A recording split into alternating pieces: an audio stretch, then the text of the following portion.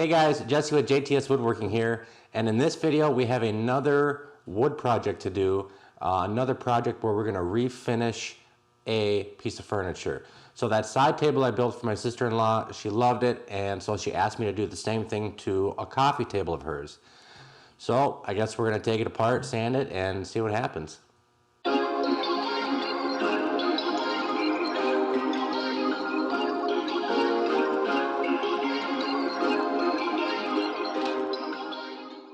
So this time I get to show you guys beforehand what it looks like. So if we come to the top, see a lot of scratches. Let's see, it's a little bit beat up. See right there. I think she kind of wants to do a similar thing with epoxy. Not sure what I'm going to do yet, but first thing that needs to happen is it needs to be taken apart as much as I possibly can and sand it all down. Now, I kind of want to try something here. I've seen it a lot on YouTube videos where they can get a lot of work done really quickly, simply by snapping their fingers. I don't get it, okay? I just don't get it. I don't understand how that works, but hey, why not give it a shot? All right, I don't want to look. Let's just see what happens. 1, 2, 3. What am I doing wrong? Maybe a double snap. 1, 2, 3. Oh my. Okay. That was weird. Well, I think I need a little more practice at it. I was hoping all the pieces would be organized, but hey, I can't complain. It worked. Hey, maybe I should just finish the rest of the project that way. It'd be so easy. No, that wouldn't be any fun. Let's finish it the right way. Hello. Alright guys, so the first thing I had to do was cut this tabletop right down the middle for a couple reasons. One, so I could use my 13-inch planer to get the top flat. Right now I'm using a planer jig, so to take out any rock in the slab right there. That way I can get one side flat and then turn it over and get the other side flat. And the other reason why I split it in the middle is so that I could actually lay a river. The next thing I'm going to do is I'm going to cut a taper, and that way I give it a little bit of character when I pour the river. Alright guys, so I got this set up here. I basically made a wooden box. I taped everything up on the bottom and on the insides. I cut these pieces at an angle. It's about 1 inch wide there at the bottom and about 2 inches at the top, just to give it a slight taper. I'm not working with live edge slabs here, so I had to kind of make something. And so now I'm going to seal the edges with epoxy, just clear epoxy, and put a thin coat at the bottom.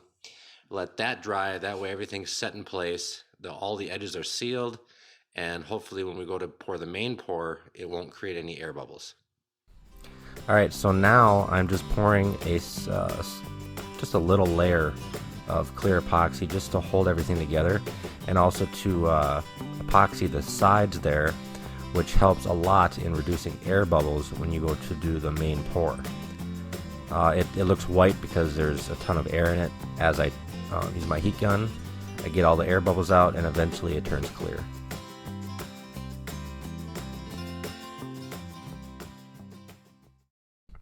Alright, so now I am mixing up my first pour.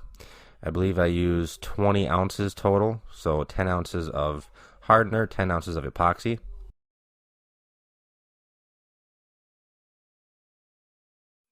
And then I just use a little bit of this green mica powder, just 1/8 of a teaspoon at a time. I mix it in, see what the color looks like, and I just kept adding until I got the color I wanted. So I think I added about 3 of those 1/8 teaspoons in there, and I got to this green color that I liked. And now it's time to put the epoxy in. This is just the first pour. It covered about 1/3. This epoxy said to only use a 1/4 inch at a time. This is probably like a 1/2 inch, but it still worked out pretty good. And it's always fun pouring epoxy like this. It's very satisfying. Alright, so now I'm just torching out the air bubbles, and I just came back every few minutes to do that. And then in the next clip you'll see the final pour. I got 3 pours of the green epoxy and then this clear flood coat for the river. Again, it looks white because there's so much air in it, but as I use the torch, I get all the air out and it's a clear coat.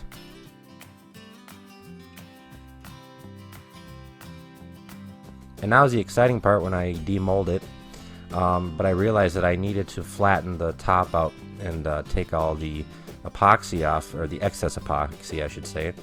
So I used my flattening jig with this router, and I just made passes throughout the whole length of the board, as you can see, and then that gave it that not only made it flat, but it got rid of the excess epoxy.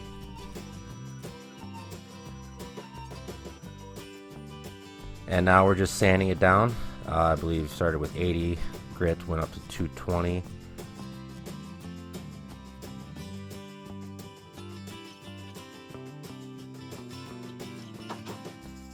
And then here I just used a couple screwdrivers, tapped them in on one side to pop it up off the surface. Once I got it up a little bit, it came right up.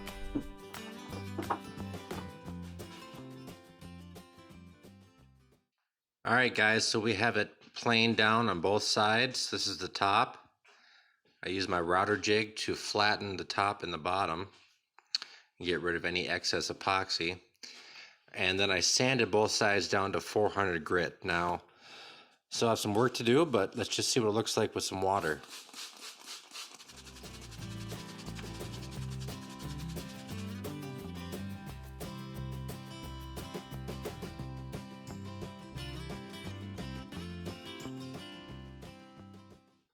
Looking pretty good.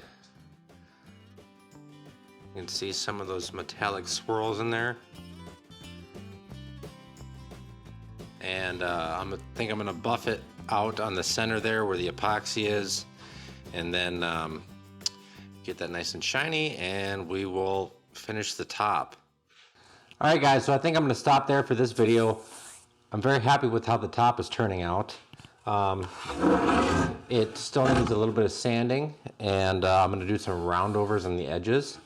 And the next step after the top is finished is to get the base done. So there's going to be no epoxy for the base. It's just going to be sanding and finishing and then putting it all together. So I'm really excited to see what it looks like when we're done. Anyways, this is Jesse with JTS Woodworking. I hope you liked the video. Please like, comment, subscribe, and we'll see you in the next video. Thanks guys. Bye.